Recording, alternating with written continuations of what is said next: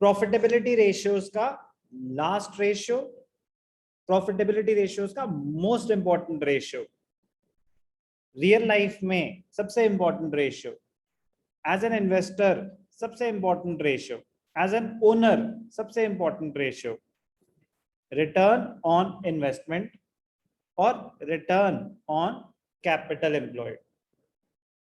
Company देती कितना है? अगर आप 50 लाख इन्वेस्ट करोगे कितना कमाओगे? तो रिटर्न ऑन इन्वेस्टमेंट 10% है तो 50 लाख पे 5 लाख कमाओगे, 20% है तो 50 लाख पे 10 लाख कमाओगे। तो रिटर्न ऑन इन्वेस्टमेंट तो बहुत ही इंपॉर्टेंट रेशियो होता है। फॉर्मूला क्या है? PBIT, net profit before interest, tax and dividend. ये और कुछ नहीं है, आपका पीबीआईटी ही होता है। हमने पढ़ाइयां करी थी, इनकम स्टेटमेंट आपको कराई थी पुराने जमाने वाली। Net sales minus cost of good sold होता था, ग्रॉस प्रॉफिट, ग्रॉस प्रॉफिट में से माइनस करते थे ऑपरेटिंग एक्सपेंसेस, आता था ऑपरेटिंग प्रॉफिट, ऑपरेटिंग प्रॉफिट में से नॉन ऑपरेटिंग एक्सपेंसेस माइनस करते थे, नॉन ऑपरेटिंग इनकम ऐड करते थे, आता था profit before interest and tax. उसमें से इंटरेस्ट माइनस करते थे, आता प्रॉफिट बिफोर टैक्स, फिर टैक्स माइनस करते तो आता था प्रॉफिट आफ्टर टैक्स, और लास्ट में डिविडेंड कहीं जाके माइनस होता है तो आता है profit after interest, tax and dividend. हमें क्या चाहिए? हमें चाहिए net profit before interest, tax and dividend, कि अभी ना तो आपने डिविडेंड पे कराओ, ना आपने टैक्स पे कराओ, ना इंटरेस्ट कॉस्ट बेयर करिए, तो वो वाला profit divided by capital employed. तो जो सबसे मजेदार चीज हम सीखने वाले हैं वो सीखने वाले हैं calculation of capital employed. Capital employed निकालने के दो तरीके, कैपिटल एम्प्लॉयड निकालने के दो तरीके, एक liability side approach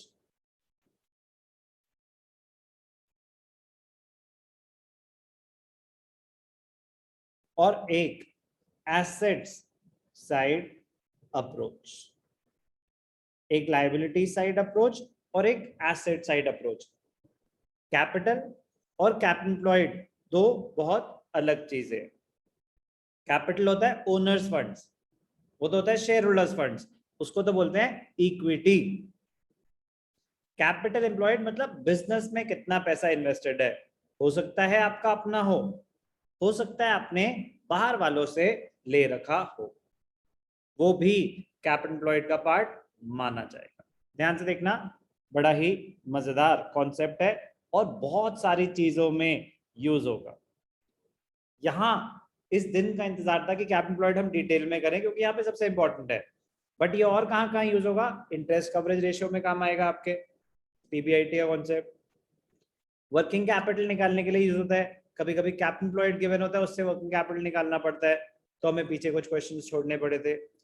debt equity के, करेंट रेशियो के कुछ क्वेश्चन हमें छोड़ने पड़ते थे जहां कैपिटल एम्प्लॉयड था। सारे गैप्स फिल हो जाएंगे आज। तो ध्यान से देखना, लायबिलिटी साइड अप्रोच के हिसाब से कैपिटल एम्प्लॉयड का फॉर्मूला क्या होता, ध्यान से देखना। कैपिटल एम्प्लॉयड, आपने बिजनेस में पैसा कितना इन्वेस्ट करा है। एक है आपकी इक्विटी और एक है आपका डेट। इक्विटी, इक्विटी में क्या आता है? Shareholders funds, shareholder funds में क्या आता है? शेयर कैपिटल और reserves and surplus. Equity plus debt, equity plus debt will be capital employed. Debt में क्या आता है? Only and only long term debt. Long term debt में क्या क्या आता है? लॉन्ग टर्म बोरोइंग्स और लॉन्ग टर्म प्रोविजंस। बाकी चीजें हमारे कोर्स में नहीं है। तो capital employed liability side approach के हिसाब से formula is equity plus debt. Equity plus debt होता है capital employed. So we can say capital employed is equal to equity plus debt. तो इसका मतलब अगर मैं आपको कैपिटल एम्प्लॉयड बता दूं और इक्विटी बता दूं कितनी है, तो आप डेट निकाल सकते हो, यस और नो, इजीली। Yes sir. तो वहां काम आएगा। लायबिलिटी साइड अप्रोच के हिसाब से फॉर्मूला होता है equity plus debt. Asset side approach के हिसाब से एक फॉर्मूला होगा कि आपने बिजनेस में पैसा कितना डाला हुआ है, कुछ अपना ओनर्स फंड्स, कुछ बाहर वालों से ले रखा है बोरोड फंड्स, तो इक्विटी प्लस डेट पूरा कवर हो गया। एसेट साइड अप्रोच, जो पैसा बिजनेस में इन्वेस्टेड है उससे आपने करा क्या हुआ है, कितने एसेट्स क्रिएट हुए हैं, दोनों आपस में मैच करना चाहिए। तो एसेट्स में क्या आएगा, non current assets,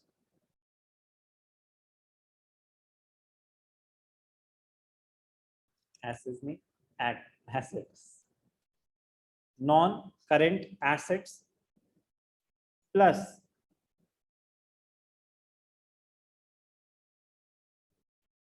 current assets minus current liabilities, minus current liabilities. कह रहे जितना भी पैसा बिजनेस में डाला हुआ है उसमें से कुछ तो आपको इमीडिएटली पेमेंट के लिए यूज करना पड़ सकता है। कुछ पैसा नॉन करेंट एसेट्स में है, कुछ पैसा करेंट एसेट्स में है, बट उसमें से कुछ पैसा आपको इमीडिएटली पे करना पड़ सकता है, तो वो बिजनेस का पार्ट मत मानो, वो आप बिजनेस चलाने में यूज नहीं कर पाओगे। कैपिटल एम्प्लॉयड, बिजनेस में कितना पैसा इन्वेस्टेड है जो बिजनेस चलाने में यूज हो पाएगा। नॉन करेंट एसेट्स में आपके क्या आ जाएंगे, fixed assets, tangible and intangible, non-current investments और long-term loans and advances। Deferred tax assets की ट्रीटमेंट कोर्स में नहीं है, अदर नॉन करेंट एसेट्स की ट्रीटमेंट कोर्स में नहीं है। बहुत ही इंपॉर्टेंट पॉइंट है, नॉन करेंट इन्वेस्टमेंट से रिलेटेड, नॉन करेंट इन्वेस्टमेंट से रिलेटेड बहुत ही ज्यादा इंपॉर्टेंट पॉइंट है। ओनली ट्रेड इन्वेस्टमेंट्स, इन्वेस्टमेंट्स दो टाइप के होती हैं, इन्वेस्टमेंट्स दो टाइप की होती हैं, एक ट्रेड इन्वेस्टमेंट और एक non trade investment. Trade investment होती है जो इन्वेस्टमेंट आपने ऐसी कोई इन्वेस्टमेंट कर रखी है जिससे आपके बिजनेस का बेनिफिट होगा। ये आपको चैप्टर 1 में भी सिखाई थी, कोई बात नहीं दोबारा से बता रहा हूं। इन्वेस्टमेंट्स, नॉन करेंट इन्वेस्टमेंट्स दो टाइप की होती है, एक ट्रेड इन्वेस्टमेंट और एक non trade investment. Trade investment कोई ऐसी इन्वेस्टमेंट जो आपने किसी और के बिजनेस में कर रखी है बट बेनिफिट आपका भी हो रहा है उससे, तो वो डायरेक्टली या इनडायरेक्टली आपके बिजनेस की ग्रोथ में हेल्प कर रहा है, तो it should be considered as a part of capital employed. Non trade investment, आपने किसी और के बिजनेस में इन्वेस्ट कर रखा है जिससे आपके बिजनेस की इनकम पे कोई इंपैक्ट नहीं आने वाला। मैं ट्यूशन सेंटर पढ़ा रहा हूं, मैंने रिलायंस के शेयर्स खरीदे हुए हैं, it is an investment but a non trade investment, उससे मेरे बिजनेस का कोई लेना देना नहीं है।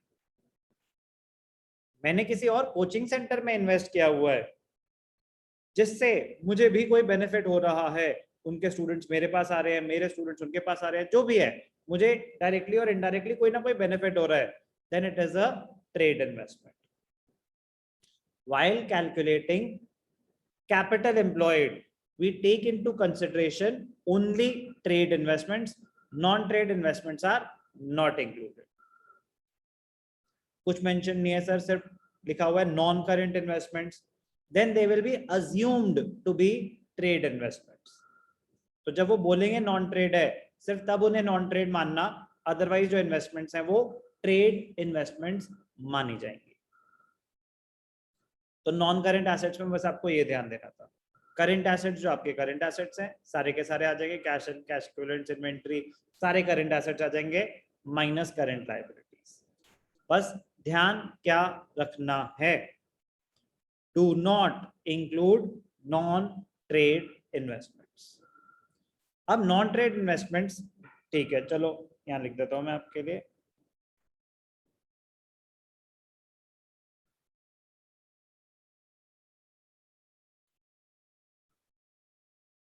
डू नॉट इंक्लूड क्या, नॉन ट्रेड इन्वेस्टमेंट्स, और दूसरा क्या, फिक्टिशियस एसेट्स।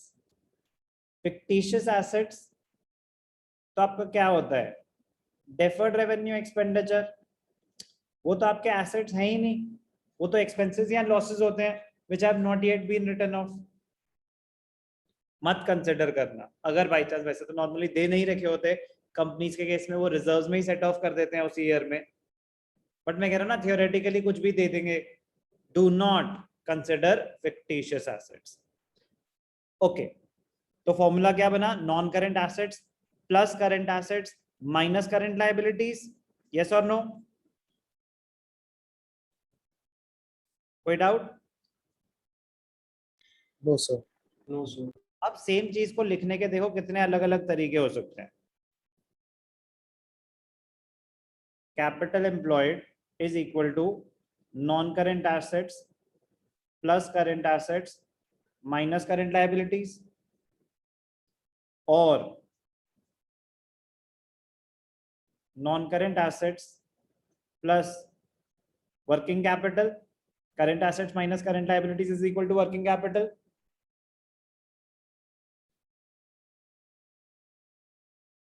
यस और नो? Yes sir. और इसी को लिखने का एक और तरीका,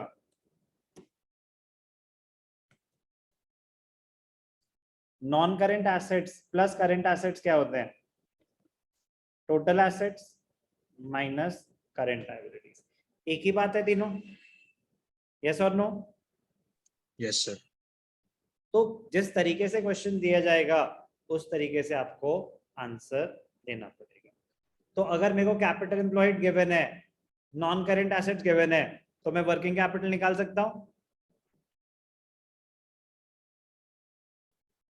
यस और no? Yes sir. Yes sir. Working capital turnover ratio में कभी कभी कैपिटल एम्प्लॉयड के थ्रू आपको वर्किंग कैपिटल निकालनी पड़ती है। इसमें हमने सीखा कि अगर मुझे कैपिटल एम्प्लॉयड और इक्विटी गिवन है मैं डेट निकाल सकता हूँ, कैपिटल एम्प्लॉयड और डेट गिवन है मैं इक्विटी निकाल सकता हूँ, इक्विटी और डेट दोनों गिवन है मैं कैपिटल एम्प्लॉयड निकाल सकता हूँ। तो हर तरीके से ये रेशियो आना चाहिए। क्लोज करूंगा एक बहुत इंपॉर्टेंट पॉइंट बता के, अब जब आप लाइबिलिटी साइड अप्रोच ले रहे हो तो आप बस ये ले रहे हो ना कि बिजनेस में कितना पैसा डला हुआ है, कुछ मेरा अपना है, owners funds, shareholders funds, कुछ बाहर वालों का पैसा है, उसको बोलते हैं debt which is borrowed funds. अब उन पैसों में से अगर मैंने कुछ इन्वेस्टमेंट बाहर कर दिए हैं तो क्या वो मेरे कैपिटल एम्प्लॉयड का पार्ट होना चाहिए?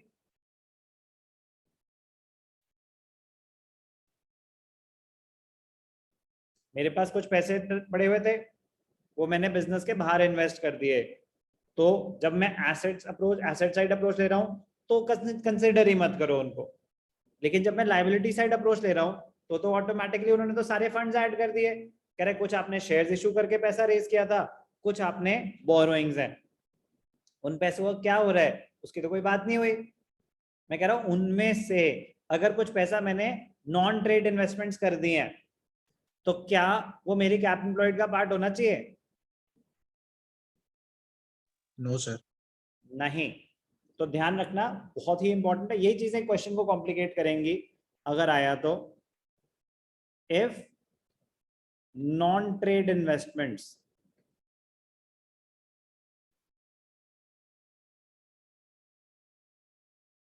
और fictitious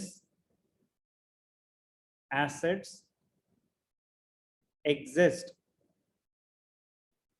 in the balance sheet, अगर ऐसे आइटम्स एग्जिस्ट करते हैं तो उस सिनेरियो में कैपिटल एम्प्लॉयड का फॉर्मूला क्या हो जाएगा, ध्यान से देखना।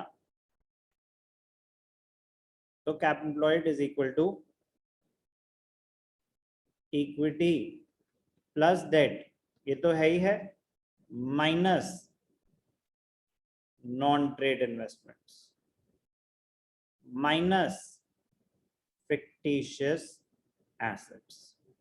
नॉन ट्रेड इन्वेस्टमेंट्स क्यों माइनस कर रहा हूं, कह रहा है आपके पास जो पैसा है उसमें से कुछ पैसा तो आपने बिजनेस के बाहर लगा दिया है, it is not a part of your capital employed, वो पैसा बिजनेस में इन्वेस्टेड नहीं है। और आपने इक्विटी में जो आपने रिजर्व दिखा रखा है, कह रहे अभी कुछ लॉसेज हैं जो अभी राइट ऑफ ही नहीं हुए, वो राइट ऑफ हो जाते तो आपका इक्विटी थोड़ा कम होता। तो अगर आपको कैपिटल, अगर उन्होंने ऑलरेडी कर रखा है बहुत खुशी की बात है, नहीं कर रखा तो आपको एक माइनस करके दिखाना पड़ेगा, तब जाके कैपिटल एम्प्लॉयड आएगा। दो अप्रोचेस हैं।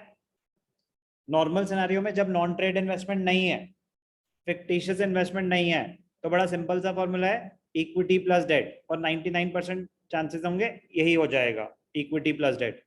ये चीजें माइनस कब करनी होंगी, जब एग्जिस्ट करती हैं। Liability side approach, asset side approach, सबसे simple formula non current assets plus working capital.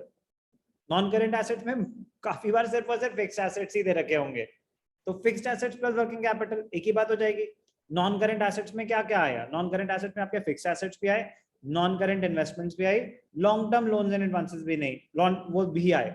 लेकिन अगर वो गिवन नहीं है long term loans and advances, तो वो जीरो है। इन्वेस्टमेंट्स गिवन नहीं है तो वो जीरो है, तो सिर्फ फिक्स्ड एसेट्स ही हो जाएंगे ना नॉन करेंट एसेट्स। इन्वेस्टमेंट्स दे रखी हैं, कुछ मेंशन नहीं है, तो वो ट्रेड इन्वेस्टमेंट है। अगर नॉन ट्रेड है तो एसेट साइड अप्रोच हो तो उनको कंसिडर ही मत करना, लायबिलिटी साइड अप्रोच हो तो माइनस करना पड़ेगा, क्योंकि उन्होंने टोटल फंड्स ले लिए थे, आपको माइनस करके दिखाना पड़ेगा। सबसे मजेदार पार्ट कैपिटल एम्प्लॉयड ही है, बहुत सारे रेशियोज में काम आएगा, मुश्किल बिल्कुल भी नहीं है, बस प्रेजेंस ऑफ माइंड, क्वेश्चन जिस हिसाब से दे रखा होगा दिमाग उस हिसाब से चलाना होगा। कैपिटल एम्प्लॉयड निकाल नहीं पाएंगे तो ये रेशियो नहीं कर सकते, ऑब्वियस सी बात है। फॉर्मूला ही क्या है आरओआई का, इसका नाम भी क्या है, रिटर्न ऑन कैपिटल एम्प्लॉयड, तो PBIT upon capital employed. Return on investment और return on capital employed shows the relationship of profit with capital employed. The net result of operations of a business is either profit or loss. The sources of funds used in the business to earn this profit are proprietors funds and loans. Proprietors funds owners funds, और आपने loans भी बोरो करे हैं business को चलाने के लिए। Formula capital employed कैसे कैलकुलेट हुआ, समझ आया? कोई डाउट किसी को? No sir, no sir. अगर सिर्फ इन्वेस्टमेंट लिखा है तो वो नॉन करेंट ही मानी जाएगी, करेंट नहीं मानी जाएगी। और अगर नॉन करेंट है तो वो ट्रेड ही मानी जाएगी, नॉन ट्रेड नहीं मानी जाएगी। करेंट इन्वेस्टमेंट जब स्पेसिफिकली बोलते हैं कि short term investment, current investment, marketable securities, सिर्फ उस केस में वो करेंट इन्वेस्टमेंट है, तो वो करेंट एसेट्स में आएंगी। सिर्फ इन्वेस्टमेंट लिखा है तो वो नॉन करेंट होती हैं, और कुछ मेंशन नहीं है तो वो ट्रेड इन्वेस्टमेंट्स होती हैं। कोई डाउट? अब ध्यान से देखना, आरओआई के दो कंपोनेंट्स हैं, एक पीबीआईटी और एक कैपिटल एम्प्लॉयड। मजेदार बात, कैपिटल एम्प्लॉयड थी, क्लियर है?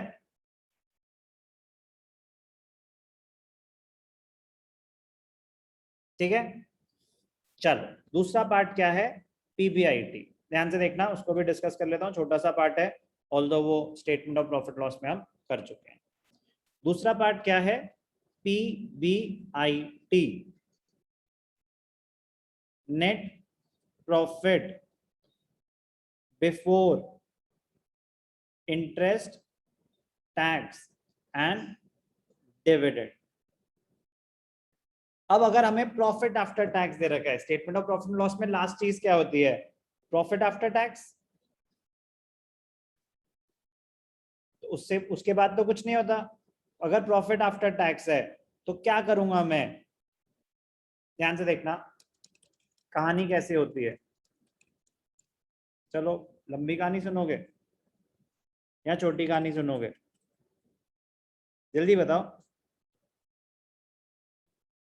सर छोटी।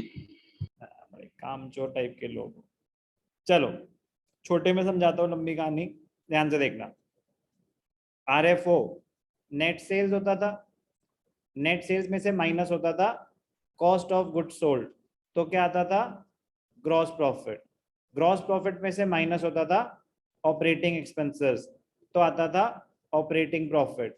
ऑपरेटिंग प्रॉफिट में से माइनस होता था नॉन ऑपरेटिंग एक्सपेंसेस, ऐड होता था नॉन ऑपरेटिंग इनकम, तो आता था पीबीआईटी। फिर माइनस होता था इंटरेस्ट, तो आता था पीबीटी। फिर माइनस होता था टैक्स, तो आता था प्रॉफिट आफ्टर टैक्स। उसके बाद माइनस होता है dividend to shareholders, PVIT, PVT, PAT. तो छोटी सी कहानी थी, याद है? ये सारी बातें मैं आपको ऑलरेडी बता चुका हूं। Yes, sir. अब कभी कभी, चलो इसके बाद क्या आता है, इसको बोलते हैं net profit after interest, tax and dividend. ये तो बहुत रेयरली गिवन होता है, लेकिन अगर ये गिवन है तो इससे मुझे अगर प्रॉफिट आफ्टर टैक्स पे जानना है तो डिविडेंड ऐड बैक कर दो, डिविडेंड रिवर्स कर दो। यस और no? Yes, sir. Profit after tax से प्रॉफिट बिफोर टैक्स पे जाना है तो टैक्स ऐड बैक कर दो। यस और no? Yes, sir. Profit before tax से profit before interest and tax पे जाना है तो इंटरेस्ट ऐड बैक कर दो। तो हमें रिवर्स कैलकुलेशन करनी होती है, तो ध्यान से देखना, PBIT is equal to, normal scenario में हमें क्या गिवन होता है, प्रॉफिट आफ्टर टैक्स। तो हमें क्या ऐड बैक करना पड़ता है, टैक्स, और क्या ऐड बैक करना पड़ता है, इंटरेस्ट। अगर मुझे सिर्फ और सिर्फ पीबीटी दे रखा है तो मतलब टैक्स तो ऑलरेडी एडेड है, कि अभी टैक्स डिडक्ट ही नहीं हुआ। तो PBIT is equal to PBT, सिर्फ इंटरेस्ट ऐड बैक कर दो, क्योंकि जब आप profit after tax plus tax करते हो तो आप पीबीटी पे पहुंच गए हो। तो अगर आपके पास पीबीटी ऑलरेडी है तो सिर्फ इंटरेस्ट ऐड बैक करो तो आ जाएगा profit before interest and tax. क्या लिखेंगे हम इसको, net profit before interest and tax. कोई भी डाउट, पीबीआईटी कैसे निकलेगा?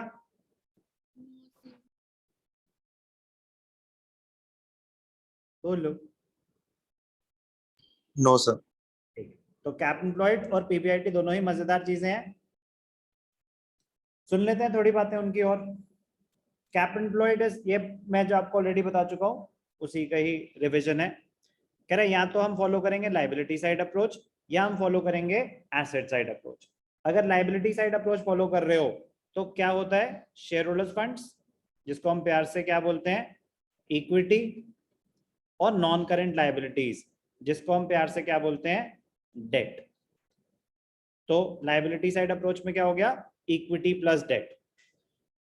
इन case surplus, that is balance in statement of profit loss, has a debit balance. तो डेबिट बैलेंस का मतलब क्या होता है, अक्यूमुलेटेड लॉस। यस और नो? क्रेडिट बैलेंस मतलब accumulated profit, debit Yes. Balance मतलब accumulated loss. It will be deducted. तो मैंने आपको बताया था कि अगर लाइबिलिटी साइड अप्रोच फॉलो कर रहे हो तो अगर कोई फिक्टिशियस एसेट्स हैं, कोई अक्यूमुलेटेड लॉस, कुछ भी हो सकता है ना, deferred revenue expenditure, accumulated loss, तो उसको माइनस करते हैं। सेम बात वो बोल रहे हैं, ठीक है। अगर एसेट साइड अप्रोच फॉलो कर रहे हैं तो non current assets plus working capital, तो non current assets plus current assets minus current liabilities. Non current assets में टैंजिबल भी हैं, इंटैंजिबल भी हैं। Non current trade investments, it is assumed that all non-current investments are trade investments unless they are specified to be non-trade। अगर वो बोल रहे हैं कि नॉन ट्रेड है तब मान लेंगे उनकी बात, अगर वो कुछ नहीं बता रहे it will always be assumed that they are trade investments। और तीसरा आइटम क्या आ सकता है नॉन करेंट एसेट्स में, long term loans and advances.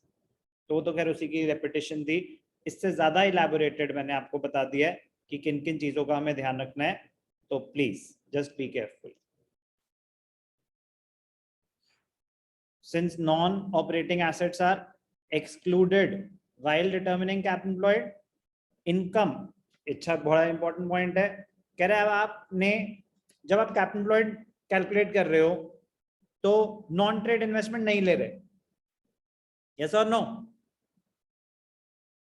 नहीं ले रहे, तो अगर उनसे कोई इनकम जनरेट हुई है तो वो भी नहीं लेंगे।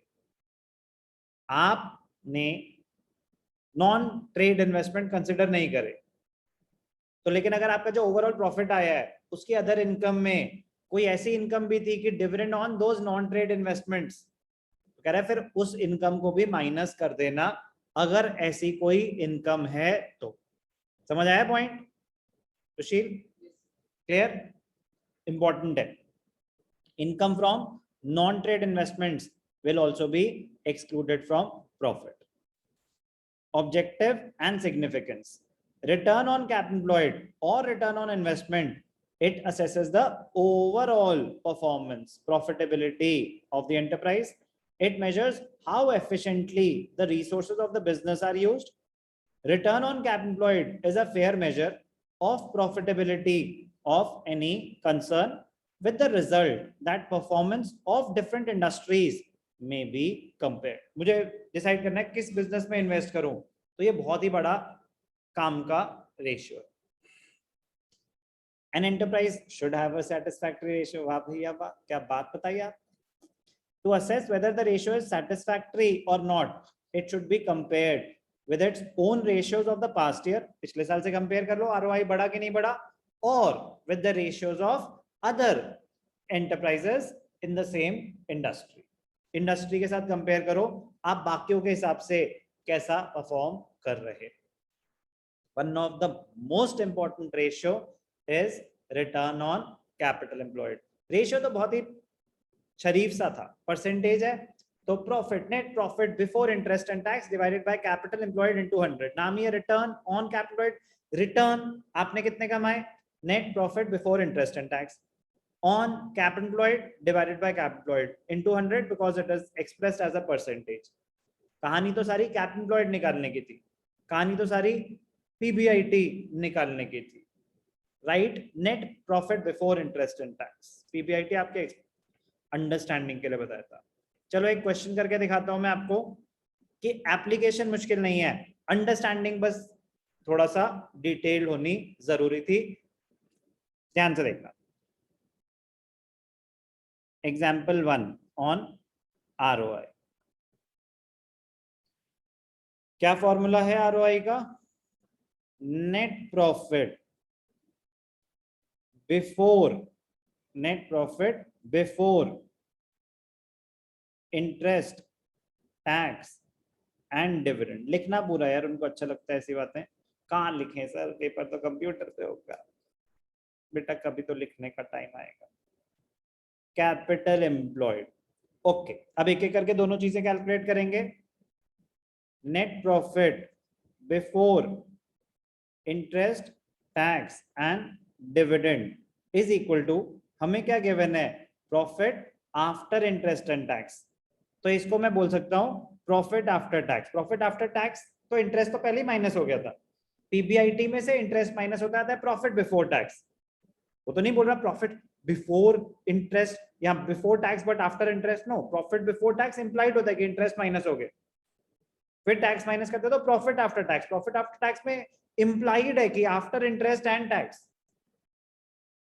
तो प्रॉफिट आफ्टर टैक्स में क्या करूं, एड बैक करो टैक्स, एड बैक करो इंटरेस्ट, तो आ जाएगा profit before interest and tax. Profit after tax कितना है, 1,20,000। टैक्स कितना है, वो भी 1,20,000। इंटरेस्ट कितना है, इंटरेस्ट कौन सा लेते हैं, on long term borrowings. Net fixed asset, long term trade investment, current asset, 10% preferential capital, ये तो प्रेफरेंस शेयर कैपिटल है, ये तो आपका इंटरेस्ट नहीं होता। 12% डिबेंचर्स, ये है rate of interest. Rate of interest is 12%। 4 lakh debentures हैं, 4 लाख डिबेंचर्स हैं, तो इंटरेस्ट कितना होगा? 4 लाख का 12%, 12, 24, 36, 48, यस और नो? 4 बोल दिए, कौन सा है इनमें से? 48,000। समझ आ रहा है क्या हो रहा है? Yes, sir. मैंने 10% क्यों नहीं लिया प्रेफरेंस शेयर कैपिटल का? That is not interest, that is the dividend on preference shares. तो मुझे क्या क्या ऐड बैक करना था? टैक्स अमाउंट गिवन था और इंटरेस्ट। इंटरेस्ट के लिए आप देखेंगे आराम से कि लॉन्ग टर्म डायरेक्टली इंटरेस्ट दे रखा है तो बहुत ही खुशी की बात है, बट ऐसा बड़ी रेयरली होगा। आपको कोई ना कोई लॉन्ग टर्म बोरोइंग इसलिए होगा। 8% बैंक लोन, 12% डिबेंचर्स, तो उससे आपको रेट ऑफ इंटरेस्ट लेके कैलकुलेट करना पड़ेगा कि इंटरेस्ट ऑन डिबेंचर्स कितना है। मजेदार है, ध्यान से करना है बस। 240, 288 क्या निकल गया? Net profit before interest and tax. अब हमें क्या चाहिए? कैपिटल एम्प्लॉयड, आपका फेवरेट पार्ट। क्या क्या गिवन है? फिक्स्ड एसेट्स, एसेट साइड की वैल्यूज भी गिवन है। बेटा आपने वो हेडफोन्स ले लिए? एक सेकेंड। कैपिटल एम्प्लॉयड दो तरीके होते हैं, तो एक है asset side approach. Asset side क्या कहते हैं? Non current assets plus working capital.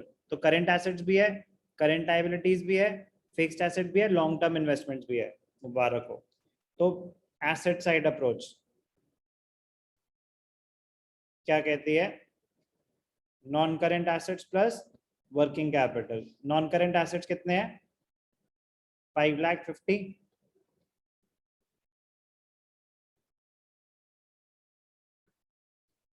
और वर्किंग कैपिटल कितनी है? Current assets minus current liabilities, 220, 170।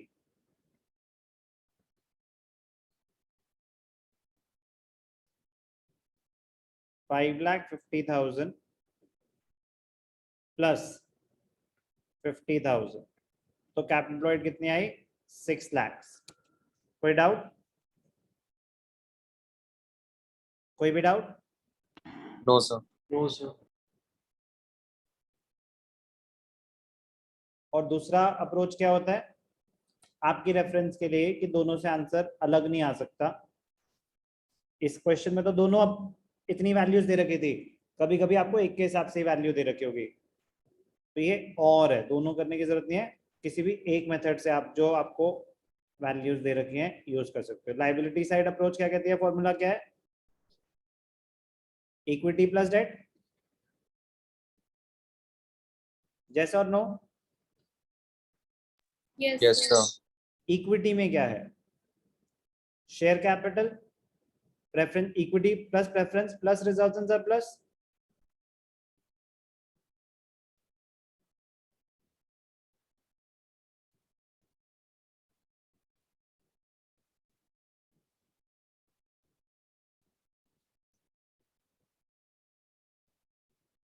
This is equity plus debt. Debt क्या है? 4 लाख। तो 2 + 4 सेम आया। ROI PBIT कितना था? 2,88,000 डिवाइडेड बाय 6 लाख इंटू 100। छोटी मोटी कैलकुलेशन कर ही लोगे आप। 288 क्या है? 288 डिवाइडेड बाय 600, 48%। 48%, 6 5 30, 6 4 24, 6 8 48, बिल्कुल सही। 48%। मुश्किल था? बोलो।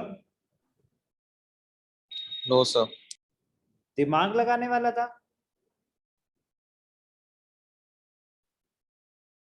यस और no? Yes, sir.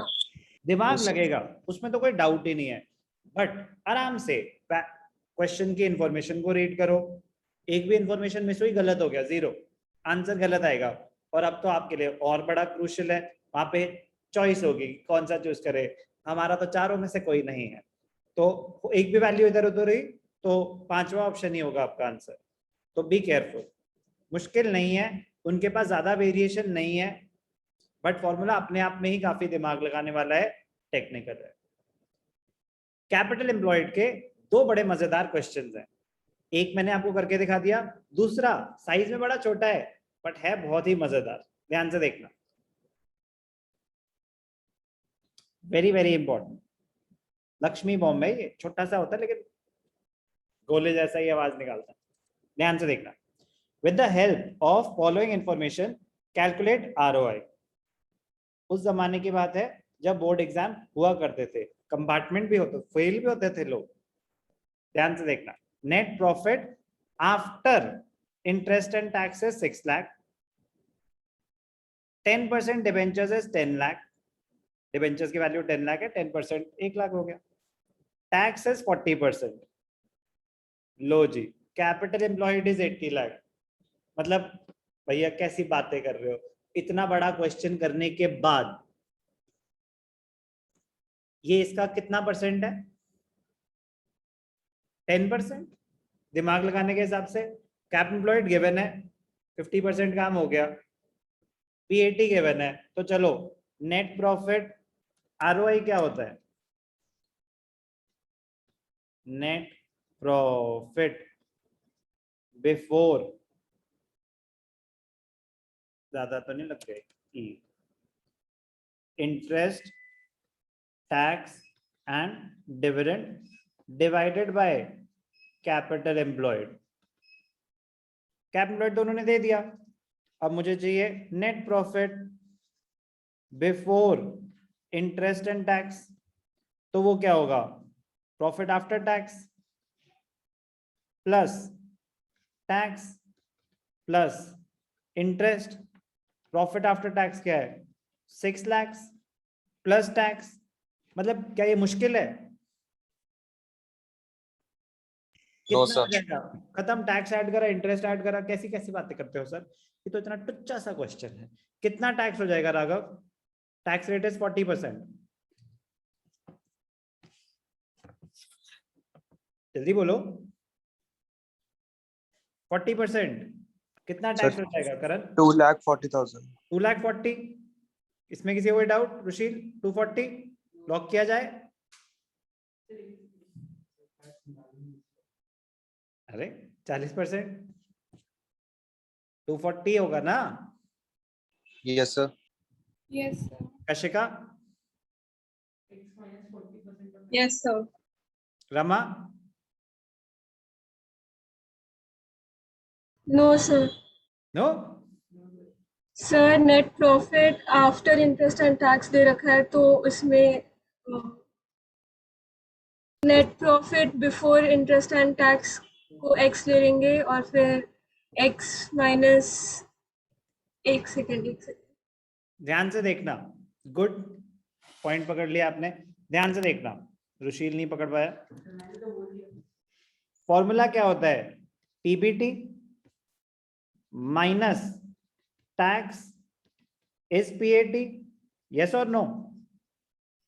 Yes. Tax किस पे कैलकुलेट होता है राघव?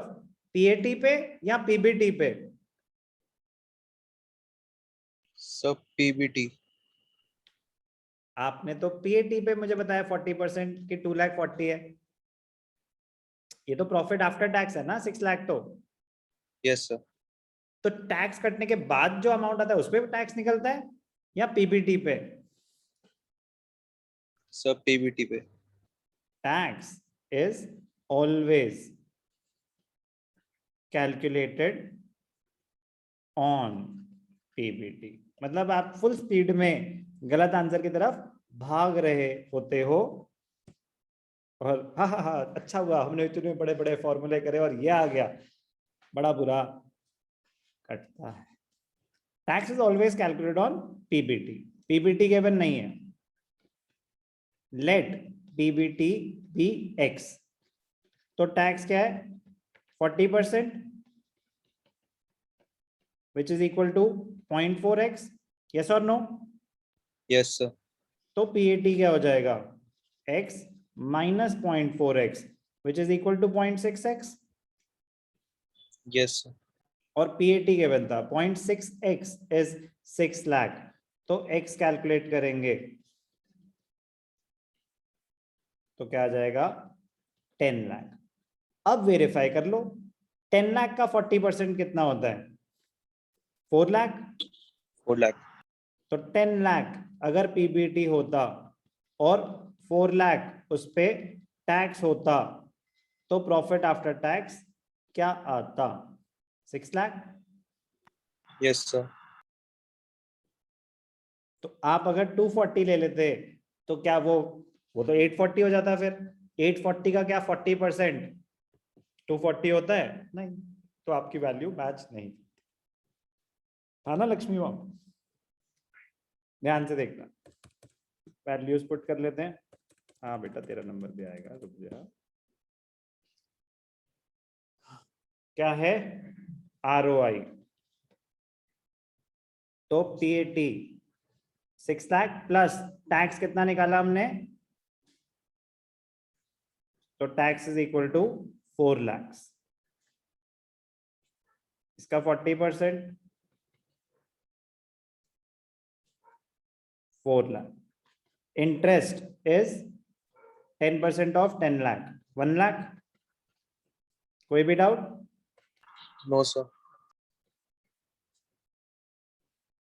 तो 6 + 4 + 1 15 lakh divided by cap employed 80 lakh. 80 lakh ना, है ना?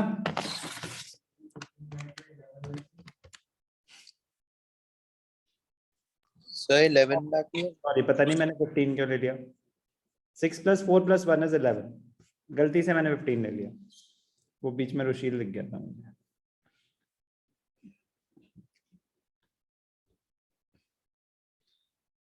ध्यान से देखना, अबे भाई मैं ऐसे लिख देता हूँ 11 लाख, तो सिंपल होगी कैलकुलेशन 11/80 13.75%। कोई भी डाउट? No, sir.